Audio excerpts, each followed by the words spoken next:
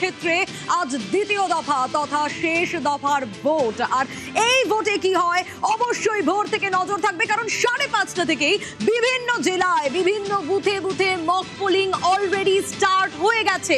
7টা থেকে ভোট গ্রহণ শুরু হবে, আর তার আগে মক পোলিং। অবশ্যই প্রতি মুহূর্তে প্রত্যেকটা আপডেট আমরা নিউজ 18 বাংলার পর্দায় আপনাদের সামনে তুলে ধরবো।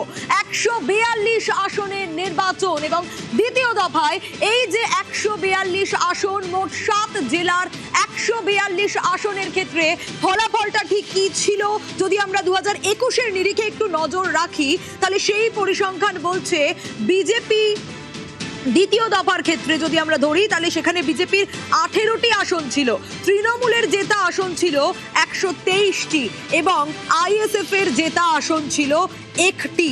আর এই নিরিখেই যদি আমরা দ্বিতীয় দফার এই 142 আসনে 2024 সালের লোকসভা নির্বাচনে একবার নজর রাখি, তাহলে সেখানে আমরা দেখতে পাবো বিজেপি এগিয়ে ছিল 26টি আসনে, তৃণমূল এগিয়ে ছিল 116টি আসনে। বিভিন্ন প্রান্তের দিকে নজর রাখছি গ্রাফিক্যাল প্রেজেন্টেশনের মাধ্যমে।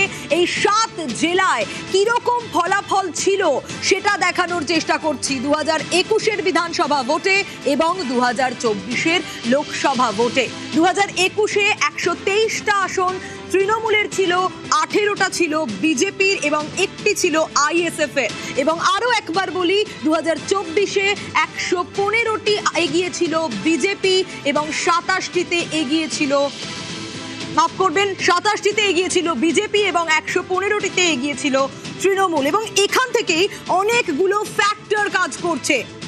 বঙ্গযুদ্ধের একেবারে দমদার দ্বিতীয় দফা যাকে বলে, 26-এর চ্যালেঞ্জে এটা দক্ষিণের অ্যাসিড টেস্ট বলা যায়, কারণ ঘাসফুল বনাম পদ্মের যে টক্কর তার মধ্যেই কিন্তু চোরা স্রোত রয়েছে। কেন এই চোরা স্রোতের কথা বলছি? তার কারণ ভোট কাটাকাটি একটা বড় ফ্যাক্টর হতে পারে এবার। সেই ভোট কাটাকাটিতে কোথাও গিয়ে কি হাত কংগ্রেস তারা খাতা খুলতে পারে, বামেরা তারা খাতা খুলতে পারে, আইএসএফ কি ফলাফল করতে পারে, অবশ্যই তার জন্য 4 মে নজর থাকবে। কিন্তু বিভিন্ন প্রান্তের দিকে ইতিমধ্যে যদি আমরা নজর রাখি, ছবি দেখাই একটু আপনাদের, আরামবাগের ছবি দেখাচ্ছি, যেখানে অলরেডি বলছিলাম মক পোলিং স্টার্ট হয়ে গেছে।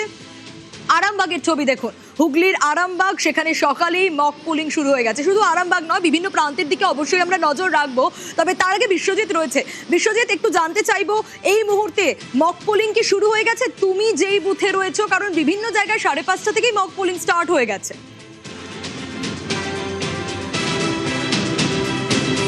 একদমই মক পোলিং শুরু হয়ে গেছে এবং প্রতীক্ষা সকাল 7টা বাজার। এবং সেখানেই যখন ভোটাররা, নির্বাচকরা তাদের ভোটাধিকার প্রয়োগ করবেন, কিন্তু মক পোলিং ভেতরে এজেন্টরা করছেন, সেই মক পোলিংয়ের আওয়াজ আমরা শুনতে পাচ্ছি। কিন্তু তার আগেই ভোট কেন্দ্রে ভোটাররা অর্থাৎ নির্বাচকরা, যাদের জন্য এই উৎসব, সেই নির্বাচকরা এসে গেছেন এবং তাদের কাছে আমরা কথা বলে নেব যে এই আরামবাগ বিধানসভা কেন্দ্র সেটি কিন্তু যথেষ্ট তাৎপর্যপূর্ণ। যদিও যে 18টি আসনের কথা তুমি বললে, বিরোধী বিজেপি 18টি আসন এই ফেজের তারা জিতেছিল গত বছর, কিন্তু তার মধ্যে এই আরামবাগে 4টি আসন রয়েছে আরামবাগ মহকুমায়। এবং এই আরামবাগ 2024-এর যে লোকসভা ইলেকশনে সেখানে কিন্তু হাড্ডাহাড্ডি লড়াই হয়েছে।